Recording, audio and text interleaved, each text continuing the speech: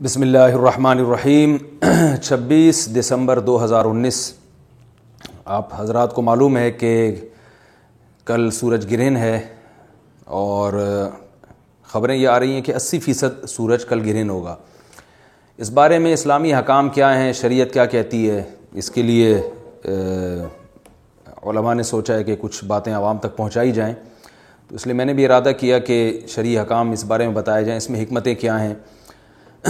رسول اللہ صلی اللہ علیہ وسلم کے دور میں سورج گرہن ہوا ہے۔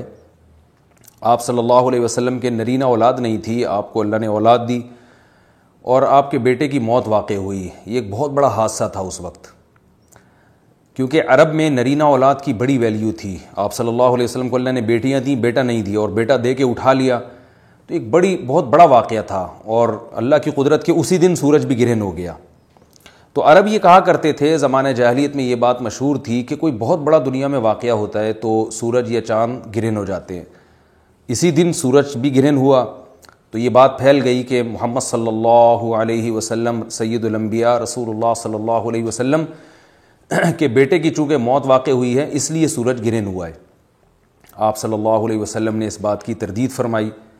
اور آپ نے فرمایا ان الشمس والقمر آیتان من آیات اللہ لا ينکسفان بموت احدہم، کہ سورج اور چاند اللہ کی نشانیوں میں سے ایک نشانی ہے، لا ينکسفان بموت احدہم حیاتہ، نہ تو یہ کسی کی موت کی وجہ سے گرہن ہوتے ہیں، نہ کسی کی زندگی کی وجہ سے، بل یخوف اللہ بہما عبادہ، اللہ ان کے ذریعے اپنے بندوں کو ڈراتے ہیں۔ یہ بخاری مسلم کی حدیث ہے، اپنے بندوں کو خوف زدہ کرتے ہیں۔ تو یہ اللہ کی نشانیاں ہیں، اور آپ صلی اللہ علیہ وسلم نے اس موقع پر نماز کا حکم دیا، اللہ کے سامنے عاجزی اور انکساری کا حکم دیا۔ دیکھیے یہاں ایک بہت اہم پوائنٹ کی بات ہے ان لوگوں کے لیے جو اسلام کے خلاف ہیں، جو محمد صلی اللہ علیہ وسلم سرور دو عالم سید الانبیاء صلی اللہ علیہ وسلم کو سچا نبی نہیں مانتے۔ ان کے لیے اس حدیث میں آپ صلی اللہ علیہ وسلم کی نبوت کی ایک بہت زبردست دلیل موجود ہے۔ ایک واقعہ ہوا ہے آپ صلی اللہ علیہ وسلم کے بیٹے کی موت کا، اور عرب یہ ویسے ہی کہا کرتے تھے کوئی بہت بڑا دن ہوگا تو سورج گرہن ہوگا۔ تو کوئی بھی شخص جو جھوٹا نبی ہو، آپ خود بتائیے کہ کیا وہ ایسے موقع پہ اس واقعے کو اپنے حق میں کیش نہیں کرائے گا، اور وہ یہ کہے گا نہیں کہ میں تو پہلے ہی کہتا تھا میں بہت بڑی شخصیت ہوں اور میرے بیٹے کی موت ہونا، ایک پیغمبر کے بیٹے کی موت ہونا ہے تو یقیناً یہ اس اللہ کی طرف سے ایک نشانیاں ہے، یہ نشانی ہے سورج کا گرہن ہونا، یہ بتانے کے لیے ہے کہ واقعی یہ بہت بڑا دن ہے، اور میں یہ بہت بڑا دن اس اعتبار سے کہ ایک نبی کے بیٹے کی موت واقع ہوئی ہے۔ لیکن آپ صلی اللہ علیہ وسلم نے یہ سب نہیں کیا، اور آپ نے بتایا کہ سورج اور چاند کے گرہن ہونے کا کسی کی موت یا زندگی سے کوئی تعلق نہیں، اور آج سائنس نے بھی ثابت کر دیا ہے کہ یہ ایک سائنٹیفک حقیقت ہے کہ جب زمین اور سورج کے درمیان چاند آ جائے تو سورج گرہن ہو جاتا ہے، اور جب چاند اور سورج کے درمیان زمین آ جائے اور سورج کی روشنی چاند تک نہ پہنچ رہی ہو تو چاند گرہن ہو جاتا ہے۔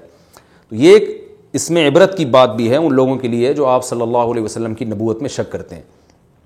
البتہ آپ صلی اللہ علیہ وسلم نے اس موقع پر ہمیں حکم دیا کہ اللہ سے تضرع اور عاجزی اور انکساری کی جائے، اپنے گناہوں کی معافی مانگی جائے، اور نماز آپ صلی اللہ علیہ وسلم نے پڑھی۔ اس پہ بھی بعض لوگ اشکال کرتے ہیں کہ یہ جب ایک نیچرل پروسیس ہے تو اس میں اتنا گھبرانے کی، کیونکہ حدیث میں آتا ہے آپ صلی اللہ علیہ وسلم بہت گھبرائے، تو اس میں گھبرانے کی کیا بات ہے؟ تو یاد رکھیے ہر نیچرل پروسیس جو ایک عام معمول سے ہٹ کر ہو، اس میں انسان کے لیے ایک عبرت کی بات ہوتی ہے۔ ہم دیکھتے ہیں رسول اللہ صلی اللہ علیہ وسلم کے دور میں جب تیز ہوا چلتی تھی اور بارش سے پہلے ہوا چلا کرتی تھی تیز ہوائیں، تو آپ صلی اللہ علیہ وسلم گھبرا کے مسجد کی طرف دوڑتے، عاجزی انکساری کرتے،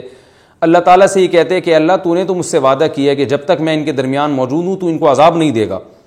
تو یہ خوف کا غلبہ تھا آپ صلی اللہ علیہ وسلم پر۔ کیوں؟ وجہ اس کی یہ تھی کہ یہی حالات قوم عاد اور قوم سمود پر بھی آئے ہیں۔ قرآن میں آتا ہے نا فَلَمَّا رَأَوْهُ عَارِضًا مُسْتَقْبِلَ أَوْدِيَتِهِمْ قَالُوا هَذَا عَارِضٌ مُمْطِرُنَا بَلْ هُوَ مَا اسْتَعْجَلْتُمْ بِهِ رِيحٌ فِيهَا عَذَابٌ أَلِيمٌ تُدَمِّرُ كُلَّ شَيْءٍ بِأَمْرِ رَبِّهَا فَأَصْبَحُوا لَا يُرَىٰ إِلَّا مَسَاكِنُهُمْ، کہ وہ بادلوں کو دیکھ کے کہنے لگے یہ تو ایک معمول کے مطابق بادل ہیں جو برسیں گے اور بارش ہوگی۔ تو پیغمبر نے کیا کہا کہ یہ بارش نہیں ہے بلکہ یہ وہ عذاب ہے جس کی تم جلدی کیا کرتے تھے، اور اس میں ایک ایسی ہوا ہے جو اللہ کے حکم سے ہر چیز کو ہلاک کر دے گی۔ اور پھر ان پر ایک ہفتہ عذاب آیا، اور قرآن کہتا ہے کہ وہ ایسے پڑھ کے ہلاک ہو گئے کہ فطر القوم فیہا صرعا کأنہم اعجاز نخل خاویہ، اے مخاطب اگر تو ان کو دیکھتا تو ایسے لگتا کھجور کے تنے ہیں جو اوندھے پڑے ہوئے ہیں، تو ایسے ہوا نے ان کو تہس نہس کر دیا۔ تو یہ عام معمول سے ہٹ کے جب بھی اس کائنات میں کوئی تغیر آتا ہے تو وہ اللہ کی نشانیوں میں سے ایک سائنٹیفک حقیقت بھی ہے، اس کی ایک لاجک بھی ہے، لیکن اس کے ساتھ ساتھ اللہ کی نشانیوں میں سے ایک نشانی بھی ہے، اور ایسی نشانی ہے جس سے ہمیں ڈرنا چاہیے کہ اللہ تعالیٰ کو اختیار ہے، وہ جب چاہے سورج کی روشنی چھین لے، چاہے کسی بھی طرح سے چھینے۔ اور یہ بھی ایک سائنٹیفک حقیقت ہے جو آپ صلی اللہ علیہ وسلم کی نبوت پر جس نے ایک مہر لگا دی ہے کہ سورج اور چاند کا گرہن ہونا، اگرچہ اس کی ایک لاجک ہے کہ چاند سورج کے سامنے آ جائے تو سورج گرہن ہو جاتا ہے، لیکن اس بارے میں جو ہماری تحقیق ہے، جو سائنسدان کہتے ہیں کہ یہ وقت یعنی خطرے کا وقت ہوتا ہے، سورج سے ایسی خطرناک ریز نکلتی ہیں جو نقصان کا سبب بن سکتی ہیں، تبھی بعض حضرات سورج کی طرف دیکھنے سے بھی منع کرتے ہیں،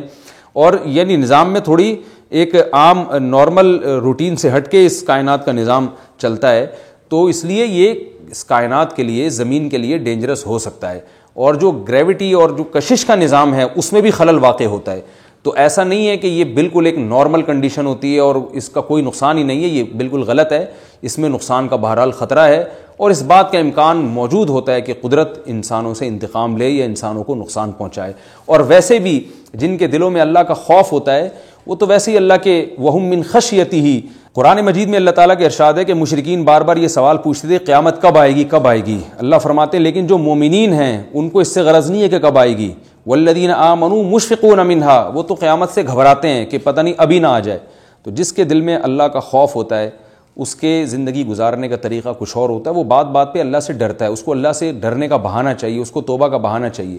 تو اس بحث میں پڑھنا کہ یہ تو ایک لاجیکلی ایک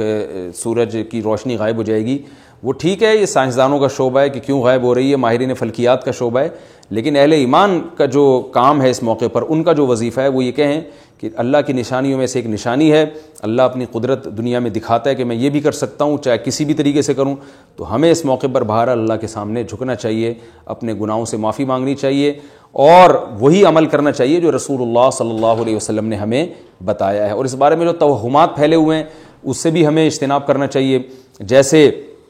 نبی صلی اللہ علیہ وسلم نے عربوں کے وہم کو دور کیا، بھائی اس کا کسی کی موت اور زندگی سے کوئی تعلق نہیں ہے، تو اسی طرح آج کل لوگوں میں ایک سورج اور چاند گرہن ہونے کے بارے میں وہم بھی بہت ہے کہ پتہ نہیں کیا ہو جائے گا، حاملہ عورتیں نہ نکلیں، فلانا نہ کرے، اور فلانا خربوزہ نہ کھائے، اس موقع پر کسی نے تربوز کھا لیا تو یہ ہو جائے گا، الٹی الٹی باتیں پتہ نہیں کیا کیا مشہور ہیں، یہ خربوزے تربوز کی تو میں ویسے ہی مثال دے رہا ہوں۔ تو کوئی بھی چیز جب کہنی ہو تو پوری طرح سے اس کی ریسرچ کریں۔ مجھے نہیں پتا حاملہ عورت کو فائدہ ہوتا ہے نقصان ہوتا ہے سورج گرہن ہونے سے، لیکن اگر نقصان بھی ہوتا ہے تو اس کی کوئی مستند دلیل ہونی چاہیے آپ کے پاس، ایسے ہی سنی سنائی باتیں آگے نقل نہ کریں۔ تو بہرحال ہمیں جو کرنے کا کام ہے جو رسول اللہ صلی اللہ علیہ وسلم نے بتایا ہے وہ کام بخاری اور مسلم کی حدیث کے مطابق نماز ہے، انفرادی بھی ہے، جماعت سے بھی ہے، مستحب یہ ہے کہ جماعت سے نماز پڑھی جائے مسجد میں یا کسی بھی میدان میں، اور 2 رکعتیں امام پڑھائیں گے اور اس میں سرن تلاوت بھی کر سکتے ہیں، جہری تلاوت بھی کر سکتے ہیں، دونوں رائے ہیں علماء کی۔ آج کل جہری کو اس لیے ترجیح دی جاتی ہے کہ صلاۃ کسوف میں جو رسول اللہ صلی اللہ علیہ وسلم کی سنت ہے وہ لمبی نماز ہے، تو لمبی نماز پڑھیں گے تو اگر آپ آہستہ آواز سے پڑھیں گے تو لوگوں کو تھکاوٹ کا احساس زیادہ ہوتا ہے، جہری پڑھیں گے تو تھکاوٹ کا احساس کم ہوتا ہے، تو اس لیے دونوں قولوں پہ فتویٰ دیا جاتا ہے، وہ ایک قول راجح ہے اور ایک میں آسانی ہے، تو آسانی اس قول میں ہے کہ جہری تلاوت کی جائے، اس میں لوگوں کو نماز میں کھڑا رہنا آسان ہوتا ہے، تو لمبی سے لمبی نماز پڑھی جائے، اس میں 2 رکعتیں پڑھی جائیں اور خوب طول دیا جائے اس کو، اور اتنا طول دینا کہ لوگوں کا خطرہ ہو کہ نماز ہی چھوڑ کے بھاگ جائیں گے، یہ بہرحال درست نہیں ہے، کیونکہ آپ صلی اللہ علیہ وسلم نے امام کو مقتدیوں کی رعایت کا حکم دیا ہے۔ اور کوئی جماعت سے نماز میں شریک نہیں ہو سکتا تو گھر میں نماز پڑھیں، انفرادی نماز پڑھیں، نماز نہیں پڑھ سکتے تو توبہ استغفار کریں۔ بہرحال یہ وقت جو ہے توبہ استغفار کا ہے، اپنے گناہوں سے معافی مانگنے کا ہے۔ اللہ تعالی ہم سب کو عمل کی توفیق عطا فرمائے، وما علینا الا البلاغ۔